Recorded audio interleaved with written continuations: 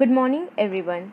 Thank you for being here today. I am Ashi Agrawal and I am going to talk on the topic Untouchability and Abolition of Titles. So let's begin. Abolition of untouchability. Untouchability is abolished and its practice is any form is forbidden. The enforcement of any disability arising out of untouchability shall be an offence punishable in accordance with law. Article 17 abolishes untouchability and forbids its practice in any form, and the enforcement of any disability arising out of untouchability shall be an offence punishable in accordance with law. So in 1976, the Untouchability Offence Act 1955 has been comprehensively amended and renamed as the Protection of Civil Rights Act 1955 to enlarge the scope and make penal provisions more stringent. The term untouchability has not been defined in the Constitution or in the Act. However, the Mysore High Court held that the subject matter of Article 17 lies in the practice developed historically in the country. This picture signifies the social boycott from a society. This social boycott, for an example, happens when one couple of different caste and community tries to marry from the different caste and community member. So under this section, family of a particular couple tries to boycott them socially under two sections. First, when they socially boycott them from the family matters and do not involve them into the family businesses. But the second section offends the Right to Untouchability Act, where the one particular community or a caste tries to kill the member of other in the name of honor, and we all know that the honor killing is a crime. So this offenses the Right to Untouchability Act. Moving forward, Article 18. Article 18, Abolition of Titles. No titles not being a military or academic distinction shall be conferred by the state. No citizen of India shall accept any title from any foreign state. No person who is not a citizen of India shall, while he holds any office of profit or trust under the state, accept without the consent of the President any title from any foreign state. No person holding any office of profit or trust under the state shall, without the consent of the President, accept any present, emolument, and office of any kind, form, or under any foreign state right to freedom. In 1996, the Supreme Court held the constitutional validity of the national awards Bharat Ratna, Padma Vibhushan, Padma Bhushan, and Padma Shri.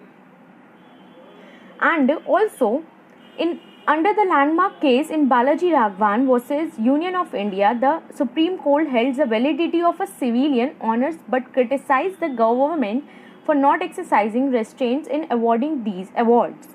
It held that the national awards were not meant to be used as titles, and those who have done so should forfeit the awards. Moving forward, Article 19. Article 19. It guarantees the citizens of India the following 6 fundamental freedoms: freedom of speech and expression, freedom of assembly, freedom to form association, freedom of movement, freedom of residence and settlement, freedom of profession, occupation, trade and business. There are some subclauses as well. Subclauses A states that the citizens has a right to comment.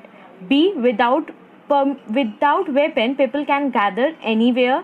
C, permission to start association or organization. All have a right to go anywhere in India without permission. E, all have a right to live anywhere in India. F, all have the right to do business, job anywhere in India. So let's talk about freedom of assembly. Every citizen has a right to assemble peacefully without arms. It includes the right to hold public meetings, demonstrations, and take out processions. This freedom can be exercised only on public land, and the assembly must be peaceful and unarmed. Freedom of association. All citizens have a right to form association or union or cooperative societies. It includes the right to form political parties, companies, partnership firms, societies, clubs, organizations, trade unions, or any body of a persons. It not only includes the right to start an organization or union, but also to continue with the association and union as such.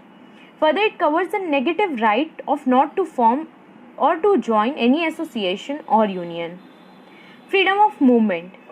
This freedom entitles every citizen to move freely throughout the territory of the country. He can move freely from one state to another or from one place to another within the state.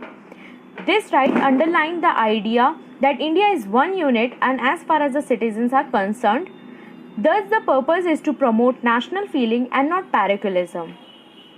Freedom of residence. Every citizen has a right to reside and settle in any part of the territory of the country. Right to reside in any part of the country, which means that they have a right to stay at any place temporarily, and the three regent to settle in any part of the country, which means to set up a home or a domicile at any place permanently as well. Freedom of profession. All citizens are given the right to practice any profession or to carry out any occupation, trade or business. This right is wide as it covers all means of earning and livelihood.